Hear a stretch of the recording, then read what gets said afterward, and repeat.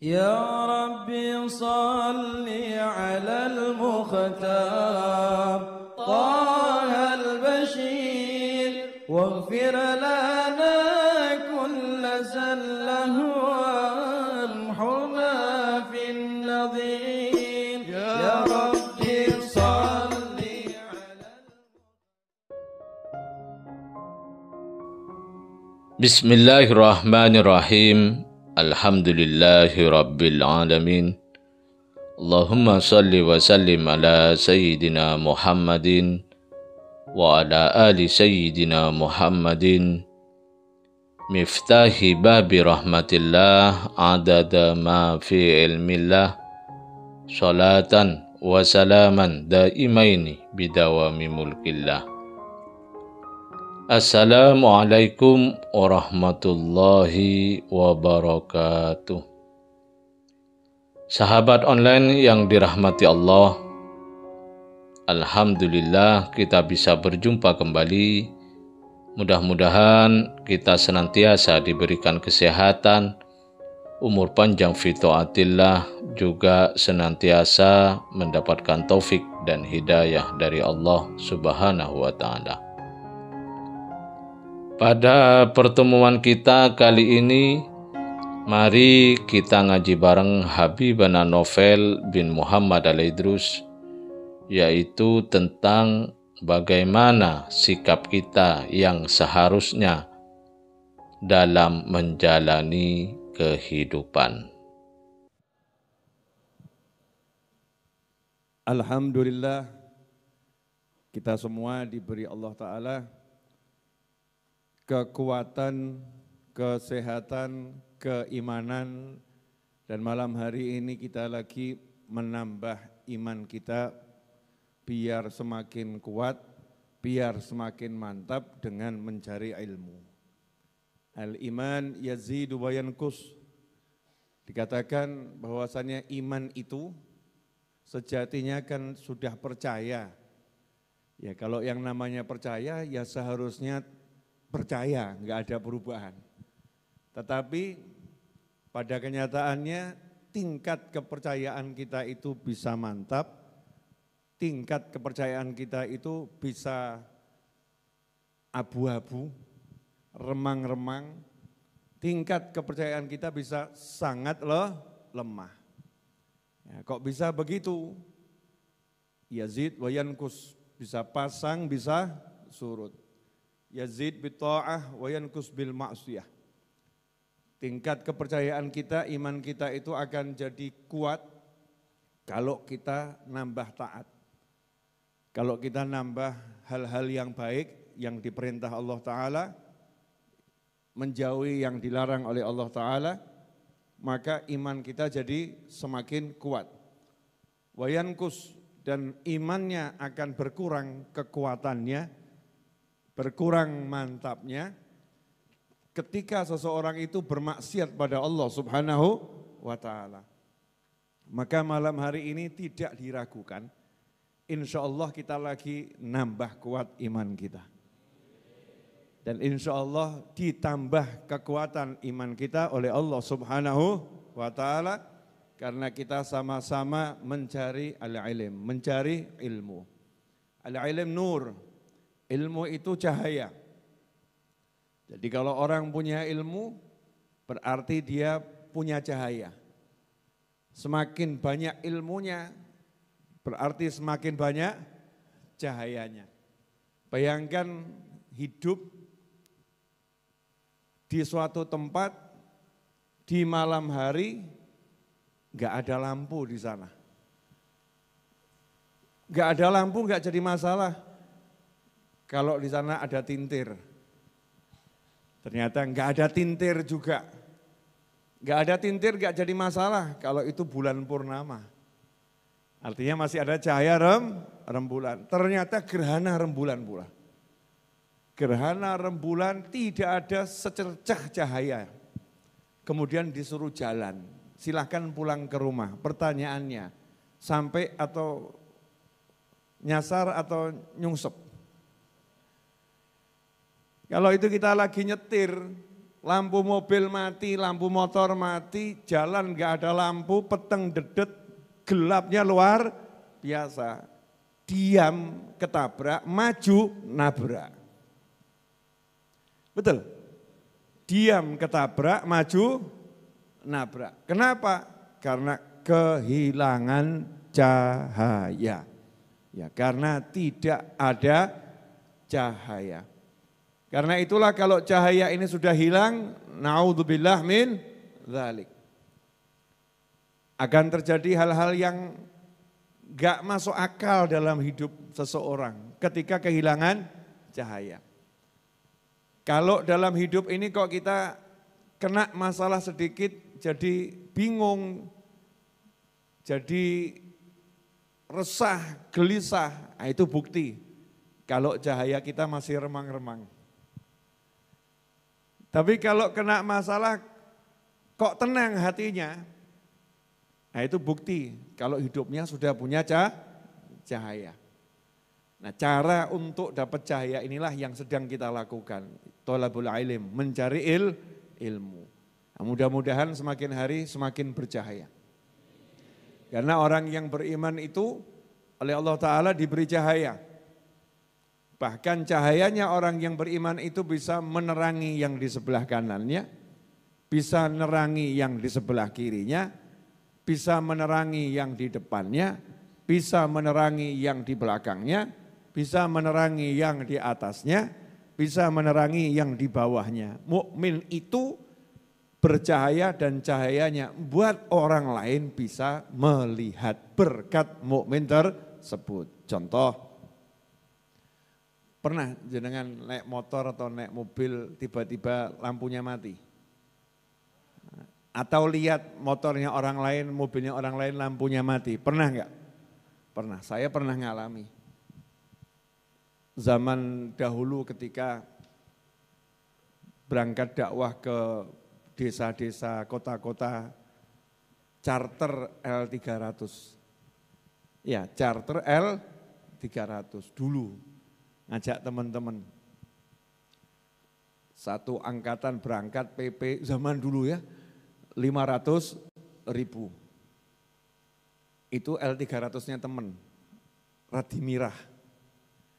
Ya, 500.000. Sampai di tujuan, alhamdulillah, lampu aman, semua aman. Selesai pengajian, jam 12:30 malam pulang dari Ponorogo. Lampunya mati. Pertanyaan saya, kalau yang mati cuman lampu kota, mungkin masih bisa pakai hazard ya, tanda kedip-kedip gitu. Tapi kalau yang judul seluruh lampu mati. Nah, kinten-kinten nunggu besok pagi atau lanjut jalan?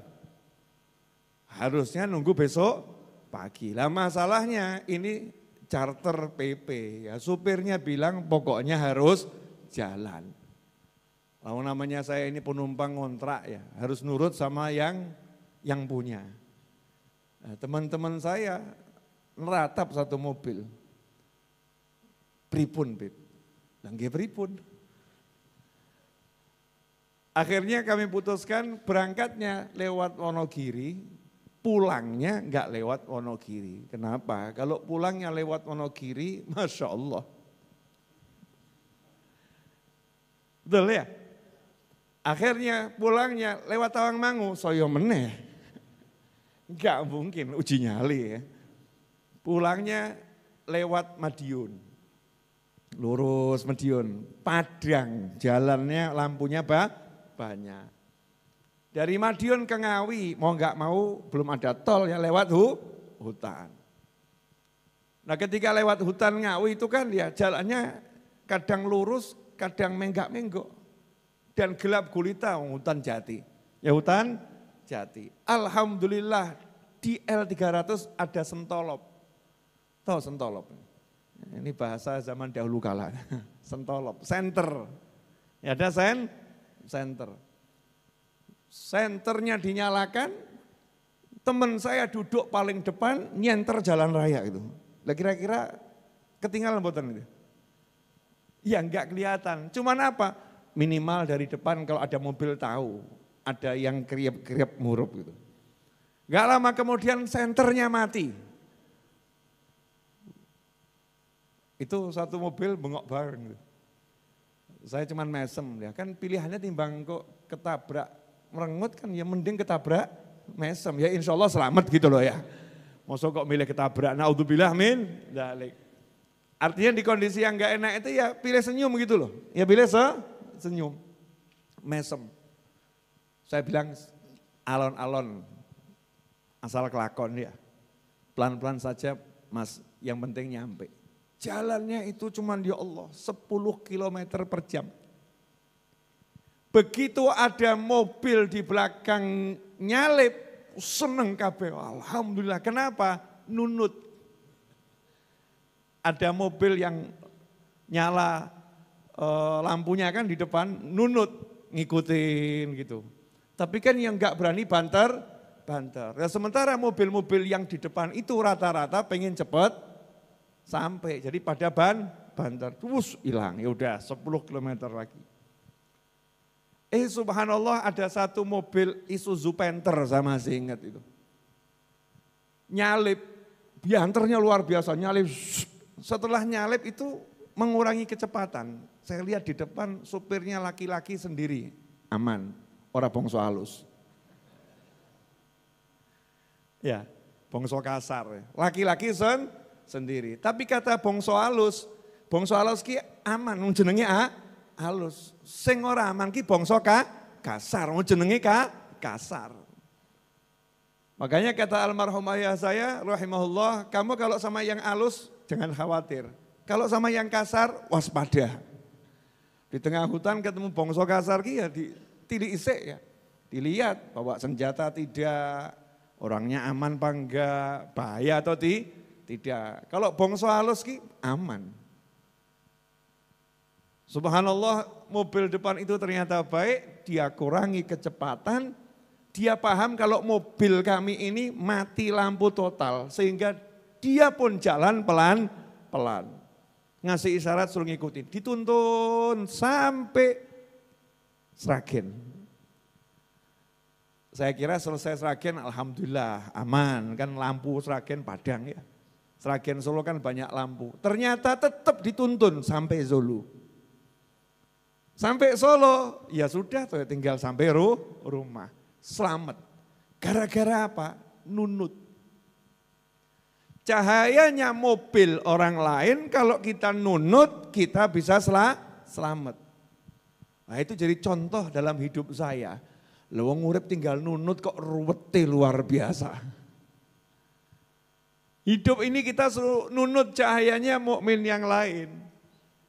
Mukmin itu ada cahayanya. Kalau kita nunut, ngikutin cahayanya orang-orang yang bercahaya, ya insya Allah selamat. Nah itulah konsepnya orang-orang tua terdahulu. Kalau mau hidup selamat, cari orang yang selamat. Nunut sama orang yang selamat. Nanti akan, kalau ada masalah, belum nanya udah dikasih tahu. Bagusnya kamu begini. Kalau nanya ya dikasih tahu, bagusnya kamu begini. Enggak diculno, tapi dituntun sama orang yang punya cahaya. Nah ilmu ini kalau semakin banyak akan menjadi cahaya, cahaya kita akan banyak. Kalau cahaya kita banyak kita bisa lihat dengan jelas. Kalau lihat jelas itu kan enak, oh jalannya lobang, ngerem, minggir, kan begitu. Tapi kalau enggak kelihatan, sebagus apapun motor dan mobilmu, kejeglong gak enak. Glodak, ya bisa selamat tapi ya kaget. Glodak, gardan bisa patah. Glodak, ban bisa pecah. Dan itu semua sudah pernah saya alami ketika perjalanan dakwah. Glodak, gardan patah, untung di Solo patahnya. Ya, dari mulai Demak pelosok zaman dahulu kala ya, sekarang sudah dicor semua. Dulu masih proses pengecoran. Buka tutup dari zaman dahulu kala itu ya. Glodak sampai pengajian aman. Pulang sampai di rumah, alhamdulillah mobilnya itu baik banget. Baru mau patah di rumah. Sampai rumah, geledak kok ono sing ujul. Ya, ternyata gardannya patah. Ban pecah, udah pernah saya alami. Ya juga dari Demak sana, dulu ya. Daerah Demak dan sekitarnya zaman dulu kan medan perjuangan yang luar biasa. Itu bannya bocor tapi enggak ketahuan. Sampai rel Purwosari yang sekarang jadi jalan layang itu ya. Rel Purwosari gelodak, pecah. Ya pecah sampai enggak ada bentuknya. Sowek luar biasa. Alhamdulillah selamat. Ya alhamdulillah selamat.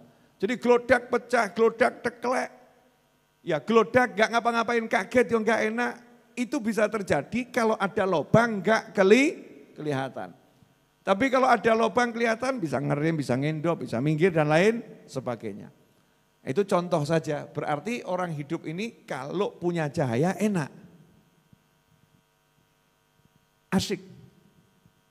Minimal bisa melihat jelas sehingga bisa ngambil keputusan yang tepat. Tapi kalau gelap gulita, bingung adanya. Iki piye iki piye. Nanti akhirnya hidupnya cuma nanya iki piye. Ini bagaimana ini? Ini bagaimana? Kudu piye? Tapi ora piye-piye. Cuman harus gimana, tapi dia enggak ngapain, enggak ngerjakan apa-apa. Kenapa? Gelap, enggak punya cahaya.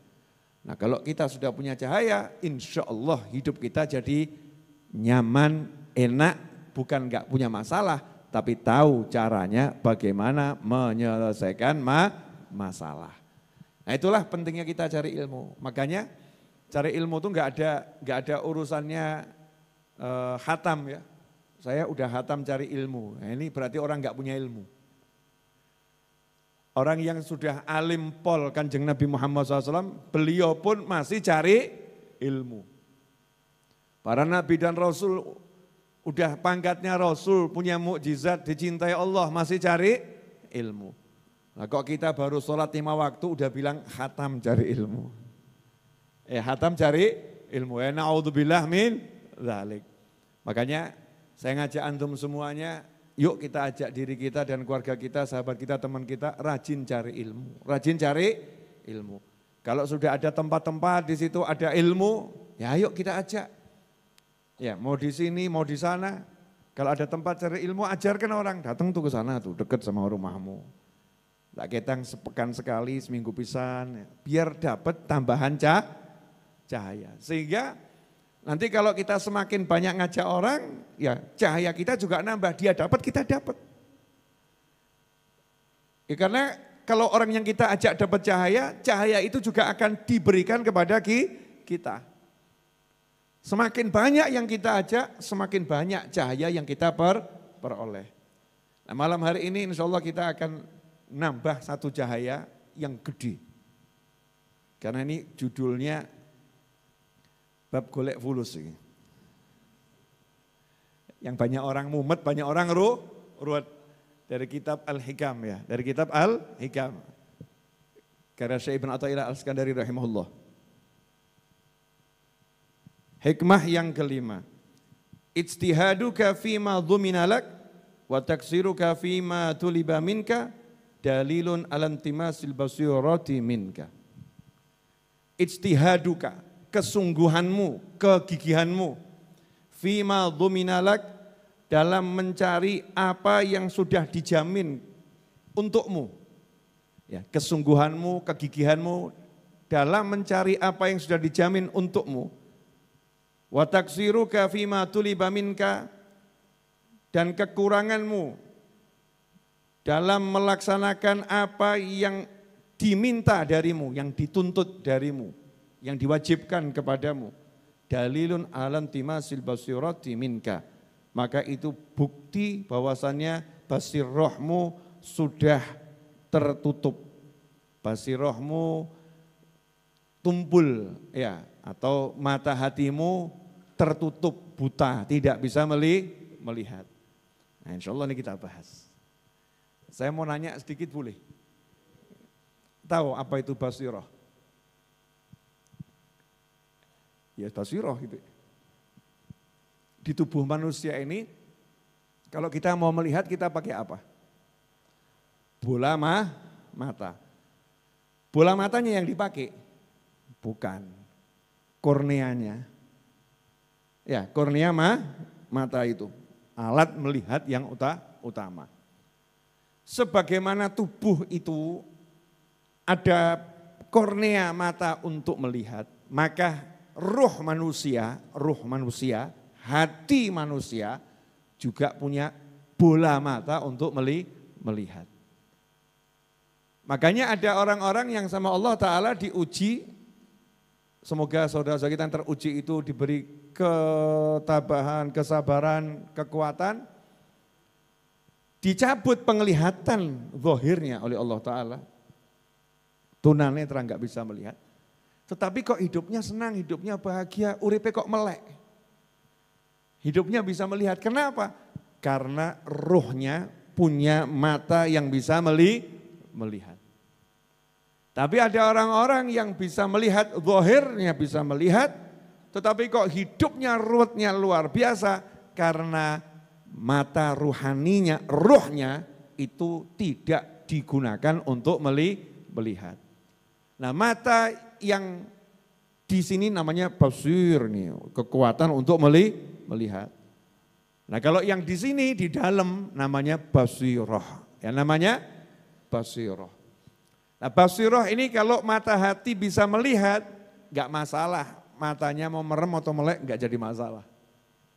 Maka ada orang-orang soleh dalam keadaan terpejam bisa jalan. Kenapa? Mata hatinya melek sehingga telinganya mendengar lebih tajam, hidungnya mencium lebih tajam. Sehingga dengan menggunakan mata hatinya itu dia bisa melihat menggunakan panca indera yang lain untuk urusan zahir. Apalagi urusan batin, kalau ini udah nyala, Masya Allah. Nah ini untuk menyalakannya, penglihatannya ada. Tapi yang jadi masalah kalau enggak ada cahaya, enggak bisa nonton, enggak bisa lihat. Cahaya itu sarana yang digunakan untuk menyampaikan objek. Contoh, ini pelajaran waktu dulu sekolah ini. Ini namanya apa? Kacamata. Teorinya ya, teorinya. Kacamata ini antum bisa lihat ya, betul, alhamdulillah bisa lihat. Nah, bagaimana kacamata ini masuk ke dalam mata? Kan yang melihat mata ini ya, bagaimana bisa ditangkap oleh mata? Karena ada cahaya yang mengantarkan bayangan benda ini ke kornea, diterjemahkan oleh otak, kemudian diwujudkan seperti yang dilihat. Itu karena adanya cahaya. Sehebat apapun mata, kalau enggak ada cahaya, enggak bisa lihat. Betul? Enggak bisa lihat. Hati juga begitu. Hatinya normal, tapi kalau enggak punya cahaya, ya enggak bisa lihat. Ya enggak bisa lihat. Karena itulah hikmah yang kelima ini menjadi sangat penting untuk kita pelajari. Kenapa? Karena Ibnu Athaillah rahimahullah beliau mengatakan tanda matinya basiroh. Jadi kalau kita ambil lawannya, tanda hidupnya basiroh kalau kita tidak seperti ini. Artinya kalau kita paham yang nomor 5 dari Hikam Ibnu Athaillah, basiroh kita akan hidup, akan menyala. Lah kalau basirohnya menyala, ya hidupnya nyaman-nyaman saja. Lah bagaimana orang yang basirohnya mati tadi itu, yang matanya tertutup, mata hatinya tertutup itu seperti apa? Kalau dalam urusan al-fulusu wal duwitu. Ya, al-nyapla'u wal nguntalu. Urusan ini, ijtihadnya luar biasa, nyarinya luar biasa. Orang golek engkau piye? Nanti kalau enggak cari bagaimana hidup kita? Begitu upayanya itu berkurang, was-wasnya meningkat. Wah ini kalau toko-toko pada ditutup karena cuaca. Orang nggak ke pasar karena cuaca lah, nanti penghasilan kurang. Lah terus piye? Lagi piye iki? Akan seperti itu. Sedikit berkurang usaha, was-wasnya naik.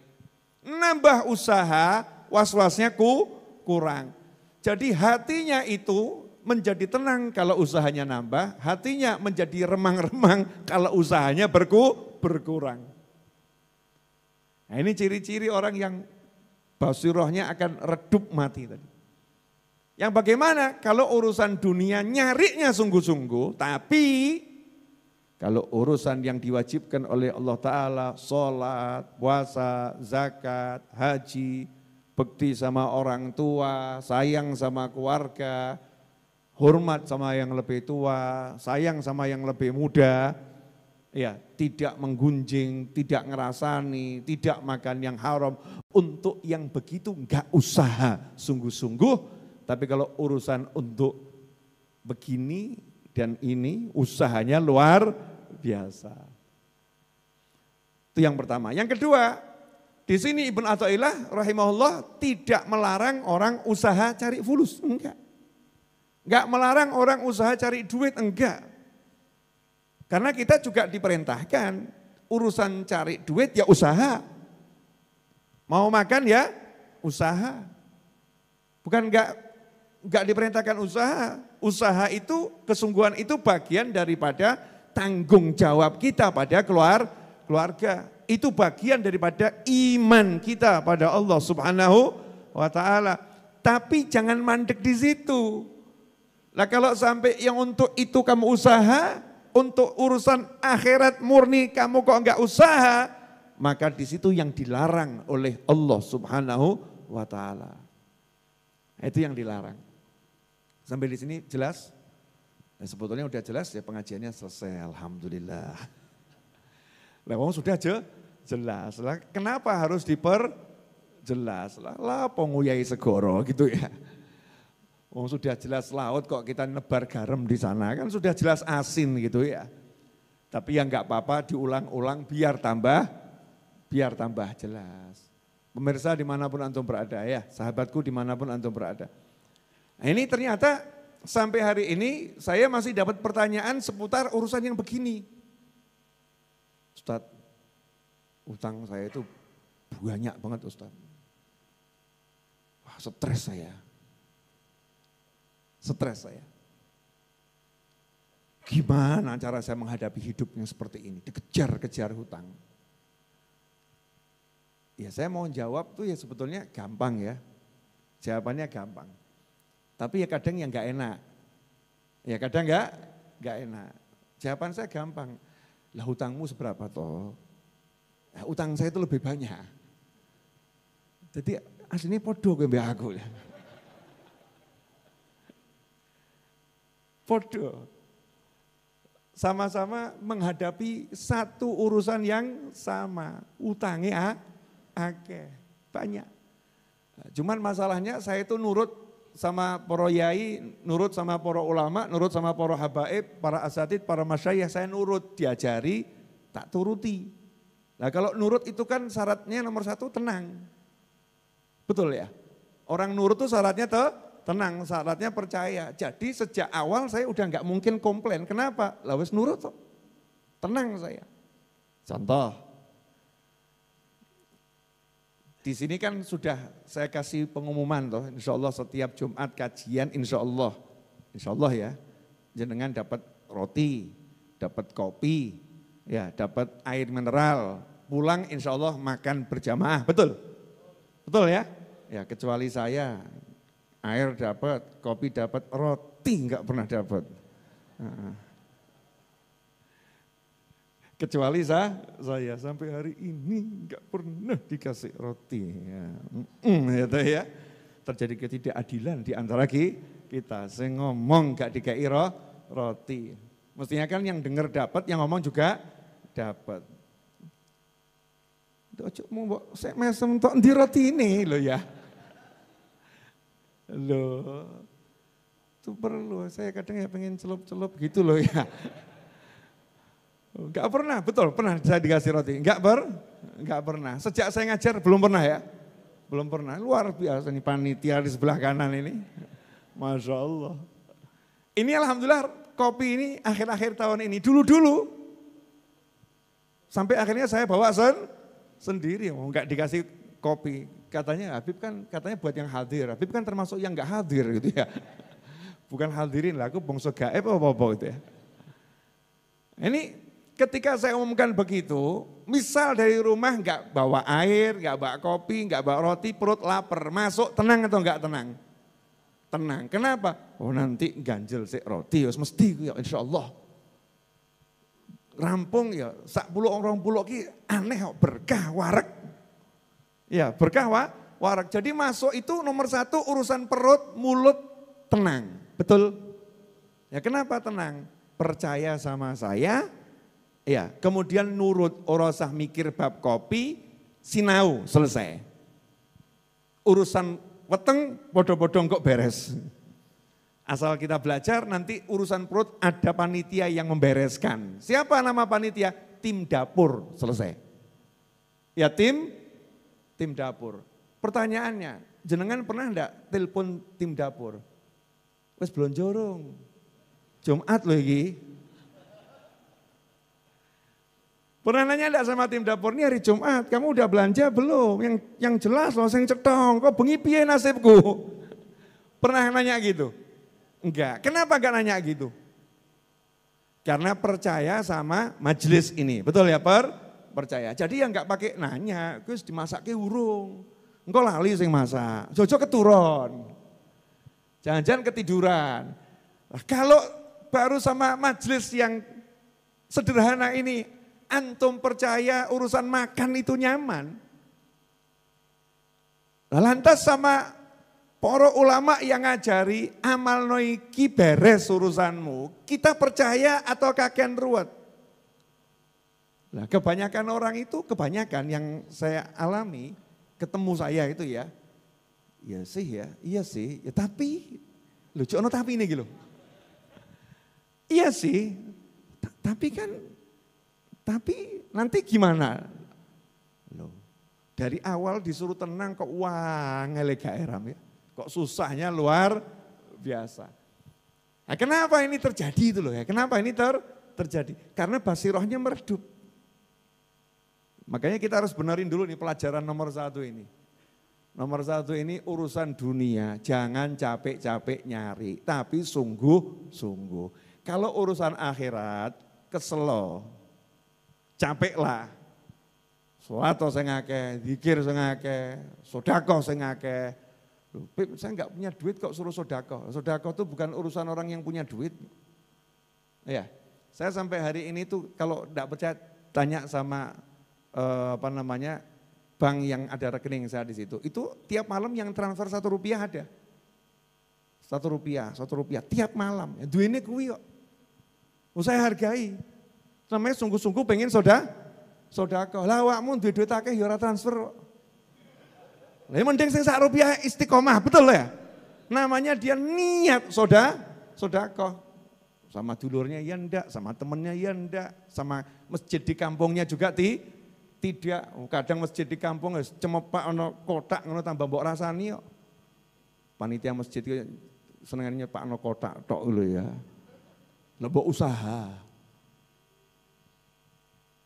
Takmir di masjid udah kerjanya luar biasa. Kadang kita ini enggak bantu tapi ya gitu.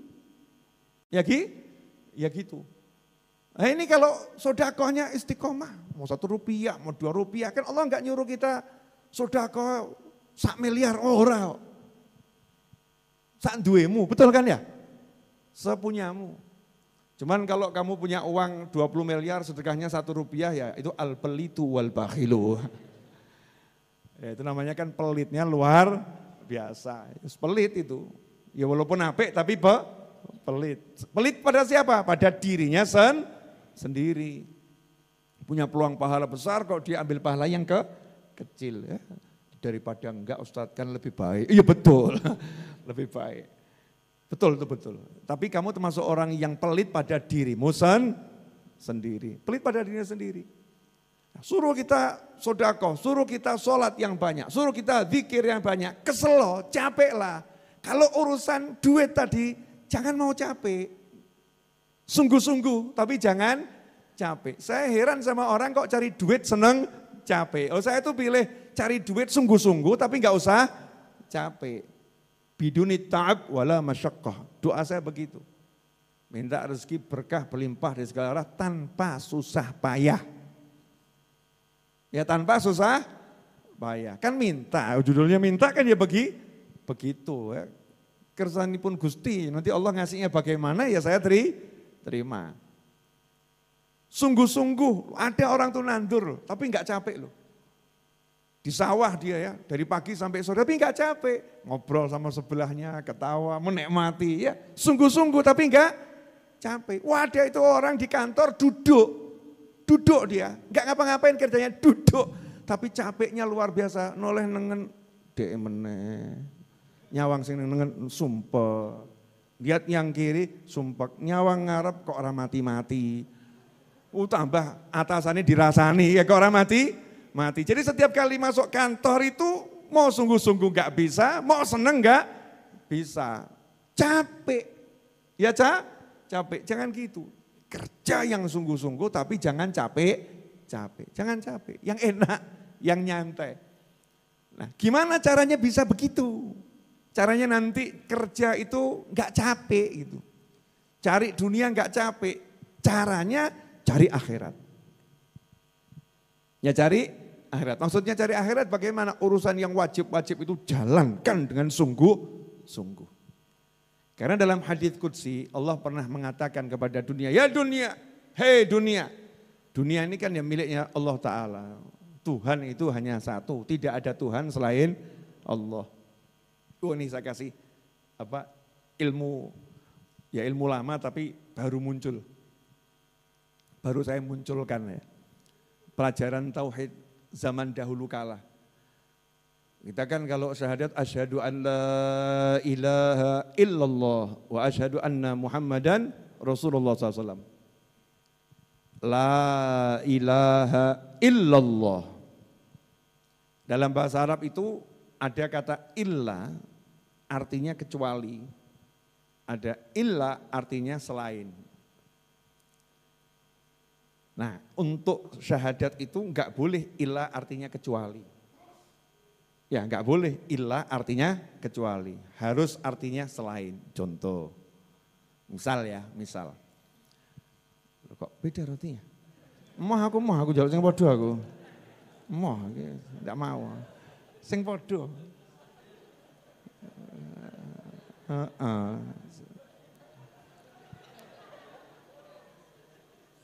Nah yang sama toh ya, itu kan rotinya Alibaba yang dijual untuk jamaah yang mau beli, betul ya? Ya itu yang roti majelis itu lebih enak itu spesial. Kalau itu saya tadi pagi ngambil bisa, kalau yang ini khususon itu, buatnya wiridnya lebih banyak itu. Boleh pinjem sebentar satu, ya pinjem. Dah yang ini buat beliau hadiah. Wong no nyileki balikin lu akeh ngono lho ya. Nanti balik tapi dapat tambahan, alhamdulillah. Jazakumullah khairan. Kalau saya bilang, Masya Allah, telok tontonan. Nah, Masya Allah, kembalikan situ. Beliau, Masya Allah. Ini namanya rezeki. Lagi dicilih, burung ono sak menit, wis bati. Itu namanya rezeki. Wah, ada tadi skenarionya Majelis Ar-Raudhah ngedum roti. Di situ ada pisang coklat ya. Pisang coklat sama roti semir ke salah satu jamaah tambahan. Itu enggak ada, tapi Allah ngatur nanti ada roti buat beliau. Takonono amalannya apa dunia iki? Nanti tanya hari ini amalnya nambahnya apa gitu ya. Kok ono tambahan rezeki enggak pakai capek. Ngene iki lho contone nyoto. Iya, enggak pakai capek. Tadi saya minta roti 1, bener ya? Lah datangnya berapa ini? Loh, datangnya 3. Ngene iki lho rezekiku, njaluk siji tekoni tetep 3. Ya, mintanya 1, datangnya tetep 3. 3. Contoh, ini contoh. Di Majlis Ar-Raudhah tidak ada makanan kecuali roti. Tidak ada makanan kecuali roti. Artinya apa?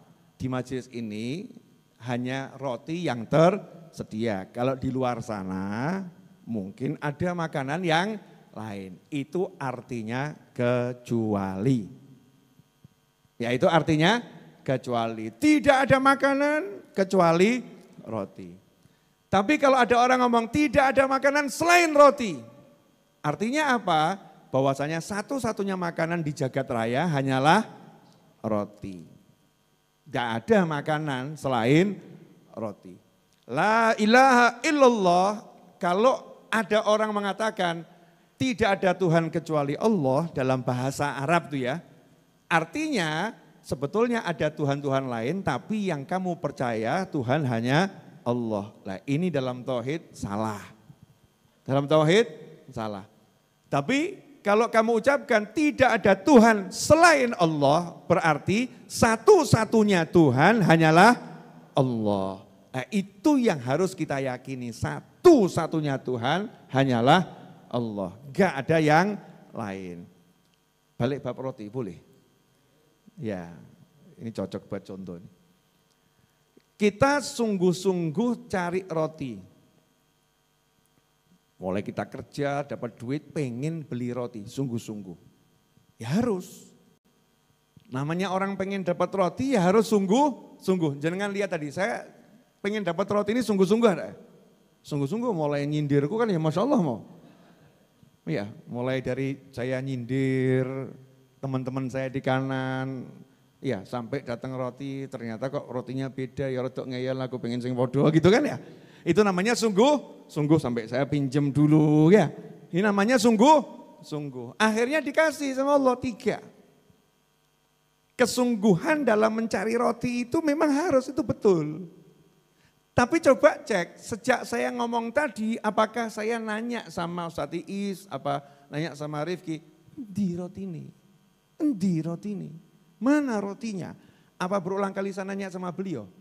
Enggak. Kenapa? Saya percaya ini teman-teman saya pasti akan carikan roti untuk saya. Betul? Jadi tugas saya cuma apa? Sungguh-sungguh minta, yang lain akan membereskan. Bisa punya hati begitu, caranya gimana? Lah itu loh. Biar hatinya begitu. Minta, usaha, yakin dibereskan. Biar hatinya jadi begitu. Caranya ya hatinya harus murub, mata hatinya bisa melihat. Gimana cara mata hatinya bisa melihat? Caranya cuma satu, sholato sing bener, poso ya poso, no duit ya mangkato kaji, kan begitu ya. Zakat ya bayaran, punya orang tua ya bekti, punya istri ya disayangi, tanggung jawab. Punya anak ya dicintai, disayangi, punya tetangga dihargai, dihormati. Caranya itu yang wajib jalankan, yang haram tinggalkan. Hanya itu caranya, gak ada yang lain. Kalau sungguh-sungguh ngurusi yang itu, yang wajib-wajib tadi, maka nanti urusan kita cari duit tadi itu jadi mudahnya luar biasa. Gak kemurungsung, jadi tenang, jadi ayem, jadi adem, jadi asyik. Contoh wahyunya Allah. Sekarang saya mau nanya, Tuhan cuman Allah kan? Ya, berarti percaya enggak sama Allah? Ya, wajib percaya ya. Dan kita percaya sama Allah Subhanahu wa ta'ala. Nah kalau antum percaya sama teman-teman saya yang ngurusi majelis, urusan roti, kopi, air, sama makan antum percaya. Lah kira-kira Allah itu huwal hayyul qayyum. Allah yang maha hidup dan maha sendiri ngurusi semuanya. Maha sendiri ngurusi segala-galanya. Bertanggung jawab ngurusin semuanya Allah sendiri. Pertanyaannya, harusnya antum itu tenang, saya tenang, kita tenang atau was-was? Harusnya tuh tenang. Kenapa? Loh, urusan begini diurus panitia aja kita tenang, apalagi jagat raya yang ngurus Allah Subhanahu wa ta'ala. Nah, hidupmu, hidupku, hidup kita diurus sama Allah Subhanahu wa ta'ala. Harusnya tenang lah, tinggal kita nanya sama Allah. Ya Allah, syaratnya apa? Ya, syaratnya apa gitu. Kan semua ada syarat dan ketentuan berlaku. Ya, syarat dan ketentuan berlaku. Syaratnya apa? Allah Ta'ala dalam surat Toha ayat 132 menyatakan wa'mur ahlaka bis-sholati wastabir 'alaiha la nas'aluka rizqan nahnu narzuquk. Wa'mur ahlaka bis-sholah. Silahkan dicek kalau mau ngecek ke Qur'annya masing-masing lewat aplikasi atau apapun, surat Toha ayat 132. Perintahkan keluargamu untuk menunaikan sholat. Bis-sholah. Perintahkan keluargamu menunaikan sholat. Pertanyaan saya, ini udah kita jalankan belum? Ahlak, wa'mur ahlaka bis-sholah. Kalau ada anak lahir, bapaknya suruh ngapain? Adzan itu bagian apa? Bagian dari tanda masuknya waktu sholat. Jadi pelajaran pertama buat bayi yang baru lahir, mau laki mau perempuan, pelajarannya apa? Cari duit atau sholat? Nah sekarang banyak orang tua ngajari anaknya cari duit atau sholat. Kena gede jabang bayi, aja kayak bapakmu ya. Ini si embok ini ya, ibunya ngelus-ngelus perut. Ini saya agak tahan nafas karena kalau saya lepas mirip ibu hamil nih. Kurang jalan ya, kurang gerak, efek kurang gerak. Nah, ojo kaya bapakmu ya nak. Mbokmu kira kesel golek duit. Engko nek gedhi nak ya sing pinter golek duit. Kalau besar yang pinter cari duit. Ini sejak di kandungan, ya itu yang dipikirkan sama ibunya duit. Suaminya lihat perut istrinya, Masya Allah. Nah, jangan kayak ibumu ya nak. Tak nikah loh nak. Harapan bapak itu ya rezeki tambah lancar. Tapi sejak nikah sama ibumu tambah ruwet. Ini suami istri mah balas-balasan bab duit toh gitu ya. Jadi anak di perut sudah dengernya, ya Allah, metu sejak urusan duit. Na'udzubillah min dzalik. Bahkan ketika ngasih nama anak, mikir ini cari namanya orang-orang yang duitnya akeh. Ojo mbok kei jeneng sing wong-wong sing duitnya kok orang akeh. Kita survei dulu ke Google. Orang-orang terkaya di dunia. Wah, 100 orang sukses 2024 mulai. Ini namanya kalau kita gabungkan nanti super sukses. Namanya satu aja udah sukses. Digabung tambah beruwet. Orientasinya itu gimana caranya di perut ini biar punya duit. Saking gak pentingnya mikir duit, bukan gak nyari, gak usaha ya. Jangan salah, usaha nyari kan bagian daripada iman. Tapi ya coba pikir, saking gak pentingnya urusan duit, bayi lahir itu suruh ngapain? Adani. Allahu Akbar, Allahu Akbar. Tenang nak, Allah maha besar nak. Udah kamu lahir gak punya pakaian, jangan khawatir, hitungan detik ora udo kowe. Betul? Keluar bawa baju, laporna aku nono. Viral itu nanti. Ada bayi lahir keluar dari tubuh sang ibu, langsung udah pakai baju, modis pula. Dah ada. Mau itu nabi, mau itu rasul, lahir gak mungkin pakai baju, betul ya? Bukan Allah gak bisa, Allah maha bisa, tapi Allah buat ketentuan, lahir ke muka bumi telanjang. Tapi coba cek itu, mau lahirnya sama bidan, lahirnya sama dokter, mau lahirnya diterima sendiri, pertama kali yang dikasih apa? Itu yang putih-putih namanya apa Bu? Bu, bajunya bayi yang putih-putih itu loh namanya apa? Bukan popo, apa namanya Bu? Bedong ya, apa jenenge kuwi ya, selali aku suwe kok ya. Anak saya udah besar-besar ya, di bedong gitu ya, lebet, biar hangat, biar hangat. Langsung loh itu, langsung. Coba kalau bayinya mikir, Pak, cepak urung Pak, nah urung cepak aku orang metu loh. Allahu Akbar, diajarin Allahu Akbar, Allahu Akbar. Terus diajarin apa? Hayya 'alas shalah. Ayo sholat nak, sholat nak, sholat. Hayya 'alal falah. Kamu kalau sholat kamu sukses. Kalau sholat kamu sukses. Allahu Akbar, Allahu Akbar. La ilaha illallah. Udah nak, tenang. Tuhan itu cuma satu, hanya Allah, gak ada yang lain. Jadi aman, Allah sudah ngajari caranya hidup senang, beres-beres. Sholat. Diingatkan sama Nabi Muhammad SAW, perintahkan anakmu sholat umur 7 tahun. Nah gandeng gak pernah ngaji di pengajian, gak pernah ikut taklim, gak pernah nyantri sama kiai, gak pernah duduk di majelis ilmu, langsung ngomong, oh itu katanya suruhnya nanti kalau umur 7 tahun. Jadi ngajari anak sholat umur 7 tahun aja. Lawang lahir aja sudah suruh ngajarin sholat kok ya. 7 tahun itu bukan ngajarin sholat, merintah sholat.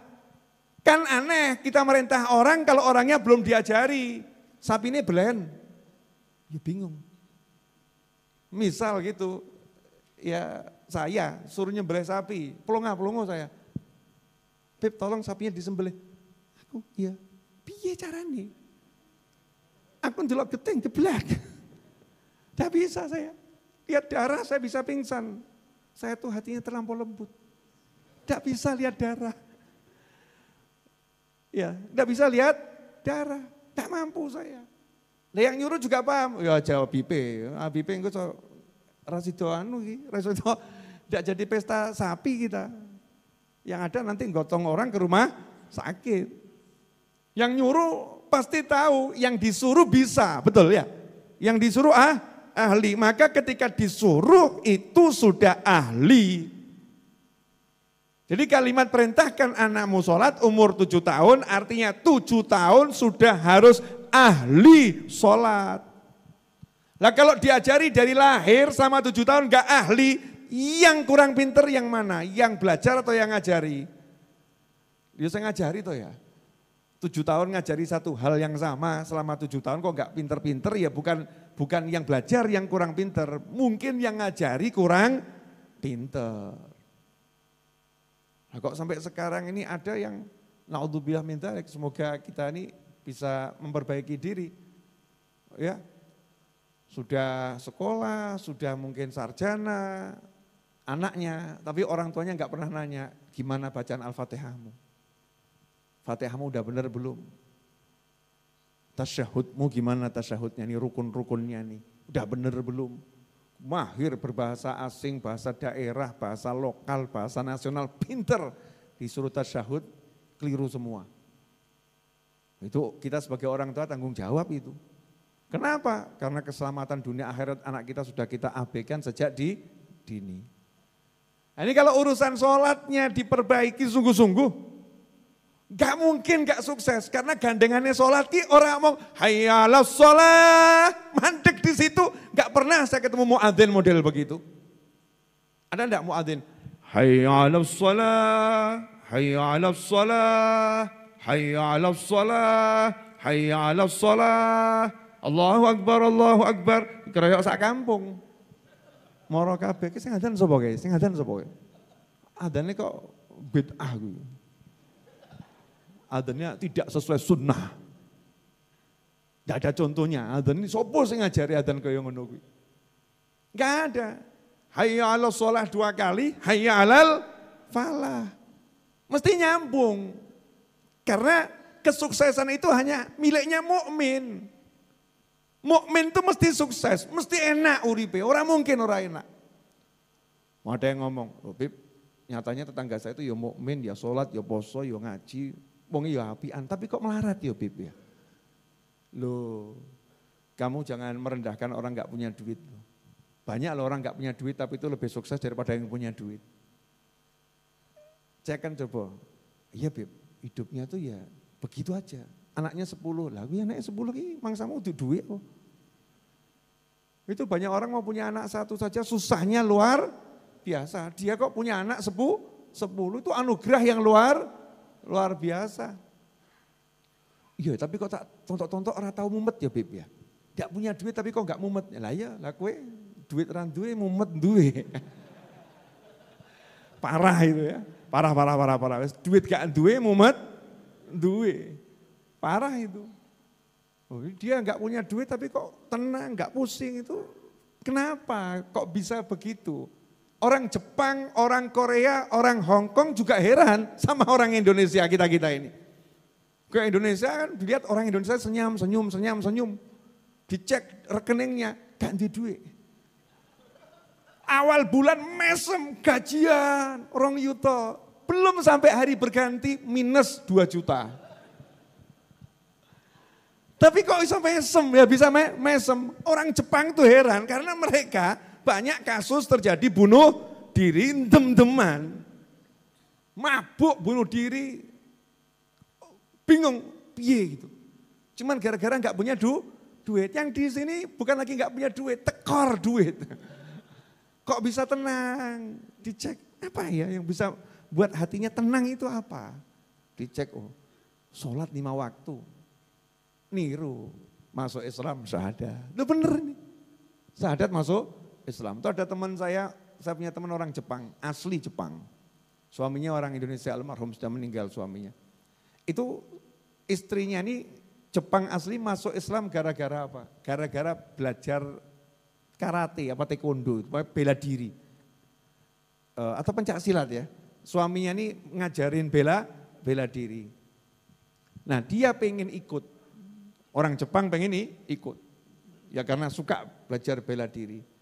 Nah di situ ada perkumpulan TKI Indonesia yang juga ikut. Nah dilihat sama beliau ini orang Indonesia kok wajahnya teduh-teduh, tenang-tenang, ya dicek duitnya akeh apa gak gitu ya. Ternyata ya saldo ya minus ya. Duit ya pas-pasan, tapi kok tenang semua. Akhirnya ditanya, kamu kok bisa tenang gimana? Sholat. Cuman itu, sholat. Masuk Islam udah sholat, tenang kita. Ditiru. Masuk Islam, sholat. Akhirnya sekarang rumahnya dulu jadi pusat dakwahnya orang-orang Indonesia di Jepang sana. Walaupun ya duitnya pas-pasan. Tapi tenang dan bisa jadi pusat dakwah, jamu orang. Masya Allah.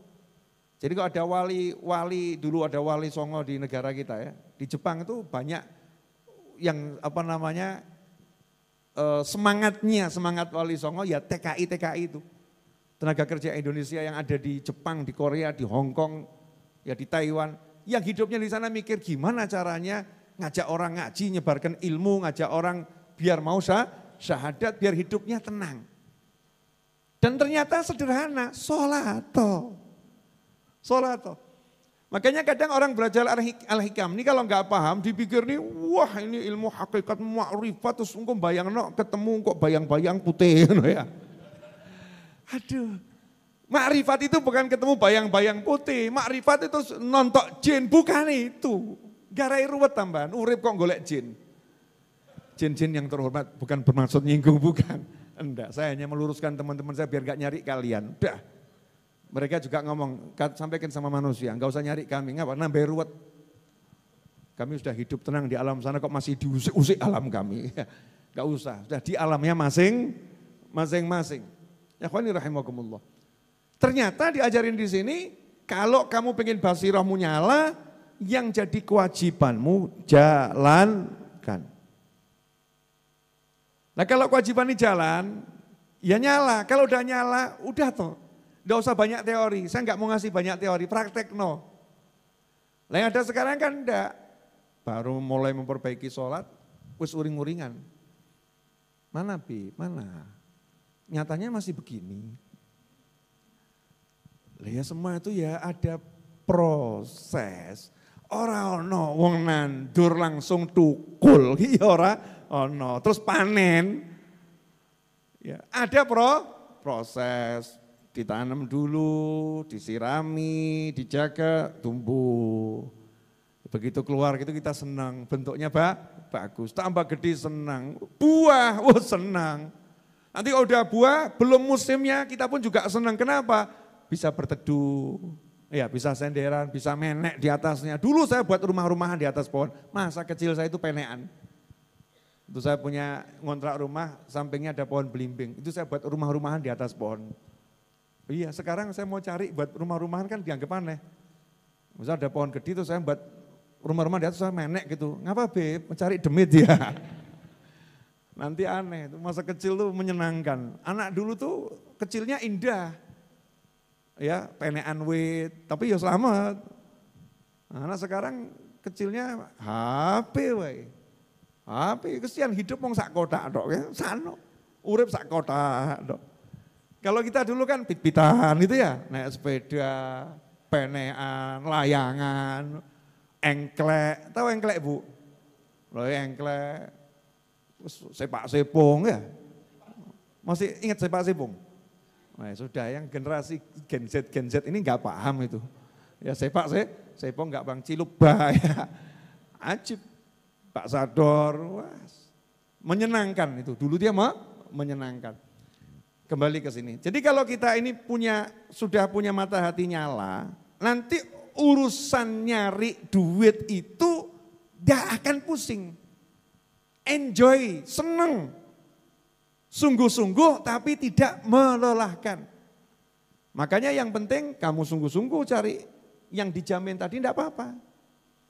Sudah dijamin misalnya, di sini dijamin dapat roti, dapat kopi, dapat air, nanti pulang dapat nasi. Sudah dijamin. Kita sungguh-sungguh datang gitu ya, madep marani panitia. Rotinya jangan lupa ya. Boleh nggak ngomong gitu? Boleh. Sungguh-sungguh. Tapi karena kita jalankan tata tertib diikuti, duduk ya tenang ini. Itu teman-teman tadi, yang satu itu jangan nganti lali loh, wis njaluk loh, engko lali repot weh. Yang itu kasih betul itu. Jangan sampai ketinggalan, kasih perhatian.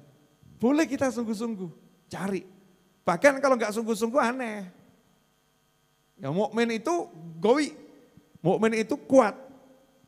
Nah, contoh Nabi Muhammad SAW. Apa pernah Nabi SAW mengajarkan pada sahabatnya, enggak usah sungguh-sungguh cari dunia?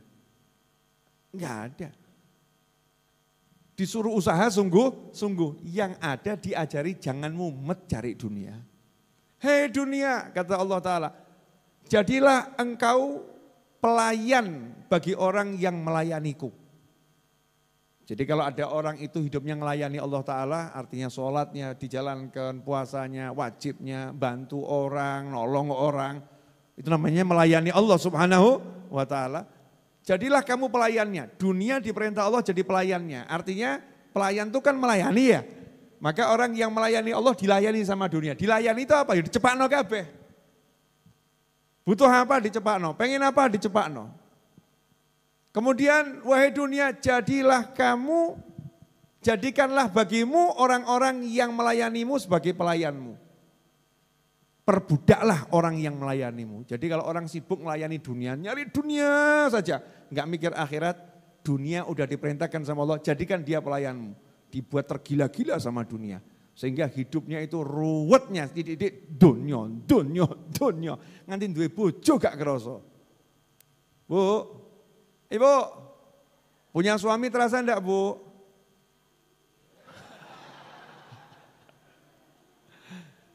Kalau suaminya ruwet sama dunia kan akhirnya punya suami enggak terasa. Dan kalau kita ruwet mikir dunia, punya suami enggak bisa terasa. Suaminya ngucap, "Dik, sayang, I love you." Jawab, "Rasa I love you one. Yang penting duit transfer."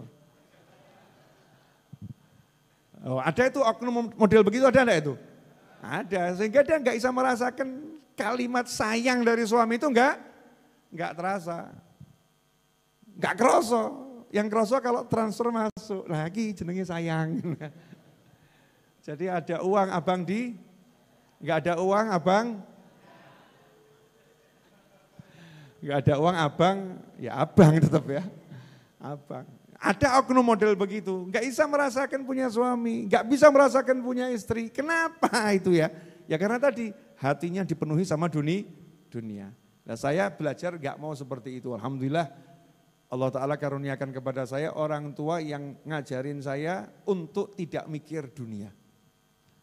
Almarhum ayah saya itu kalau urusan dunia jawabannya satu. Ora sah mbok pikir. Saya itu pernah, ini cerita dikit boleh ya. Sampai hari ini kan saya punya kewajiban untuk melunaskan hutang-hutang tanah, pembelian tanah, pembangunan itu kan hutangnya banyak ya. Enggak saya share semuanya. Setiap bulan harus saya angsur. Dulu waktu pas bangun, bukan cuma hutang tanah berarti kan, ada material, kemudian ada gajian tukang. Hari Jumat seperti ini saya pas mau ngajar, besok Sabtu kan gajian tukang itu. Hari Jumat ngajar.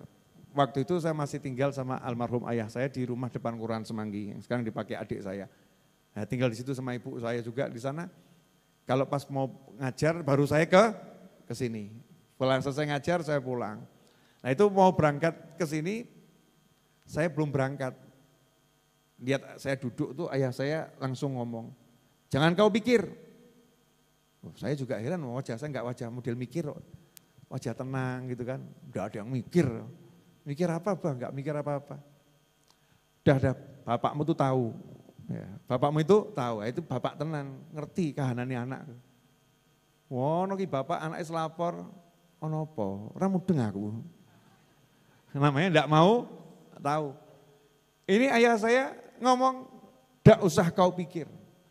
Iktok bil yakin. Kalau ada yang ngajak mikir, segera putuskan pikiran itu dengan yakin urusanmu dibereskan Allah Ta'ala. Kenapa begitu? Ayah saya sesumbar. Orang mau ngomong ojo mbok pikir, ono lanjutannya ya. Ojo mbok pikir. Karena bapakmu kalau malam tidak pernah tidur, hanya doa minta buat kau. Jadi anaknya itu diajari percaya sama doa. Nah coba anak zaman sekarang, Pak adu ngodok Pak. Akeh tunggale. Kalau cuma doa banyak apa? Kita butuh yang konkret, nyata, real. Naudzubillah min dzalik. Saya diajarin sama orang tua saya, percaya sama doa. Yakin sama doa.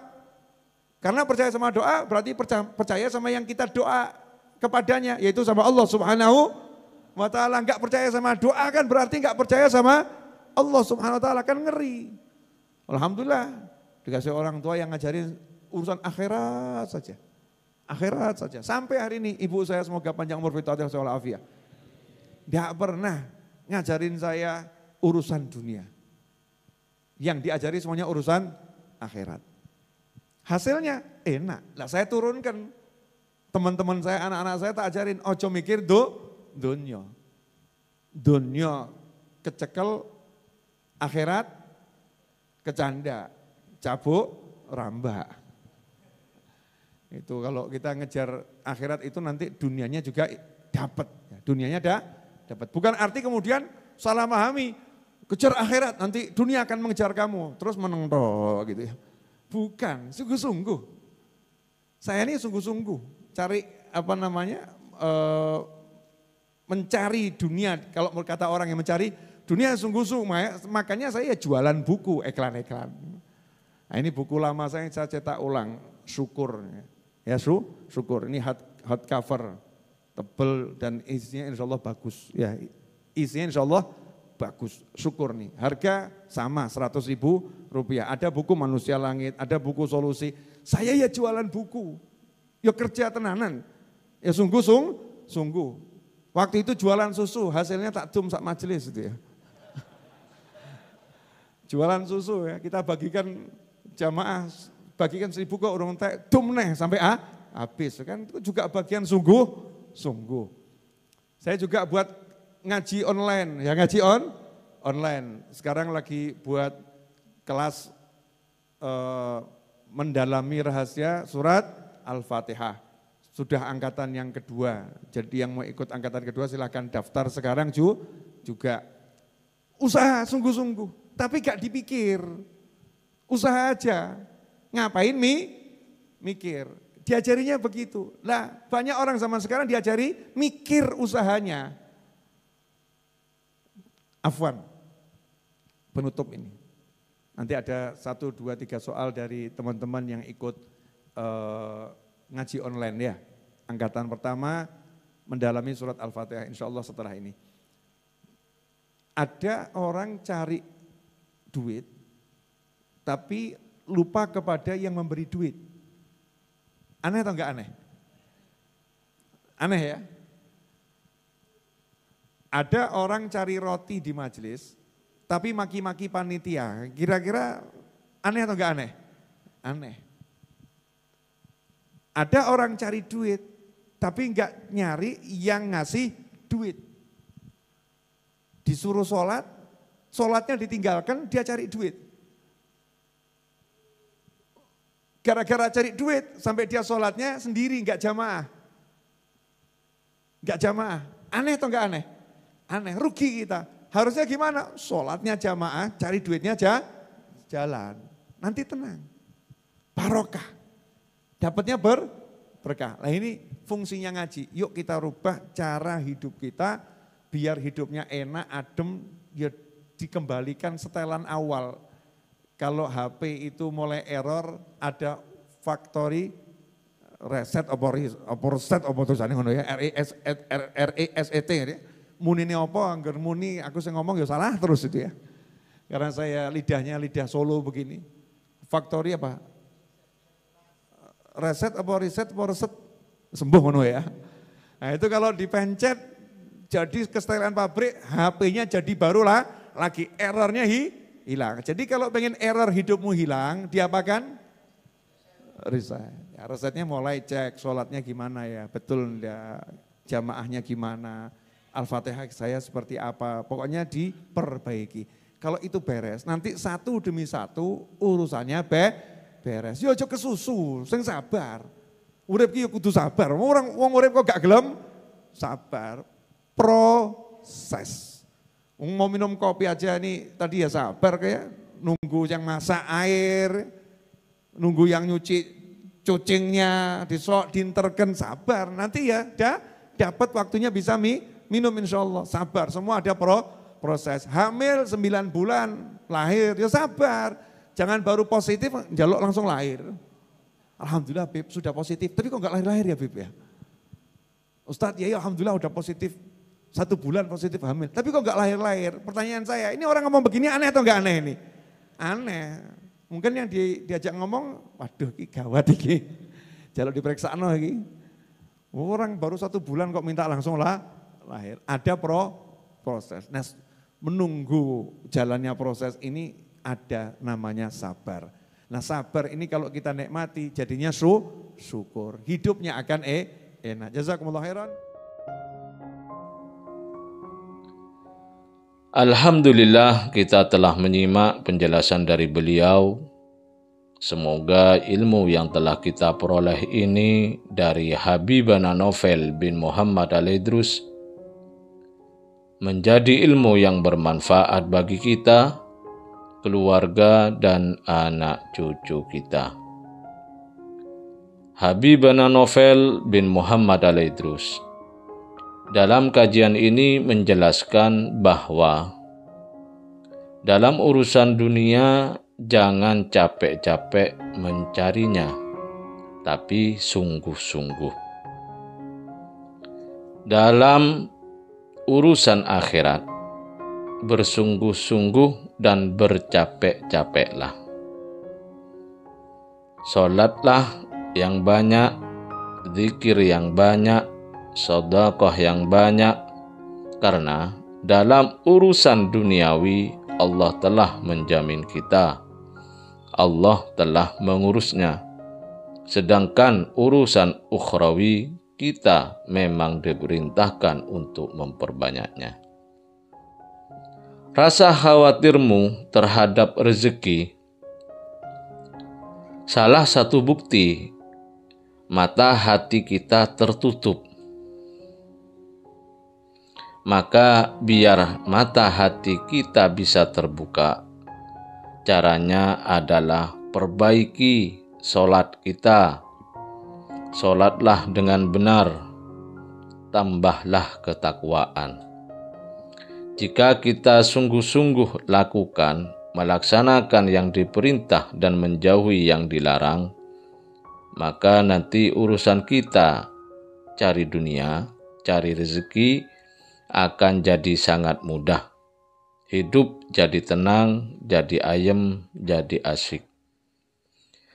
Salah satu rahasia cara agar gak sampai capek cari dunia, gak capek cari rezeki adalah dengan cari akhirat. Maksudnya dengan sungguh-sungguh dan capek-capek menjalankan kewajiban-kewajiban kita kepada Allah Ta'ala, maka urusan duniawimu akan dengan sangat mudah engkau peroleh. Mulai sekarang mari kita perbaiki pola hidup kita. Cek kembali diri kita. Jika hidup kita error, sering banyak masalah, maka resetlah. Kembalikan ke setelan pabrik. Cek sholat kita, perintahkan keluarga kita untuk sholat. Cek hubungan kita dengan orang tua dan lain sebagainya. Maka insya Allah hidup kita akan tenang dan tentram. Namun jangan kemerungsung, tetap sabar, karena semua butuh proses. Ikuti apa yang telah para ulama ajarkan. Semoga kita bisa memahami dan senantiasa mengamalkan dari apa yang telah beliau sampaikan, dan semoga hidup kita berkah, dipenuhi ketenangan dan kebahagiaan. Amin ya rabbal alamin. Wallahu a'lam bishawab. Semoga barokah dan manfaat. Assalamualaikum warahmatullahi wabarakatuh.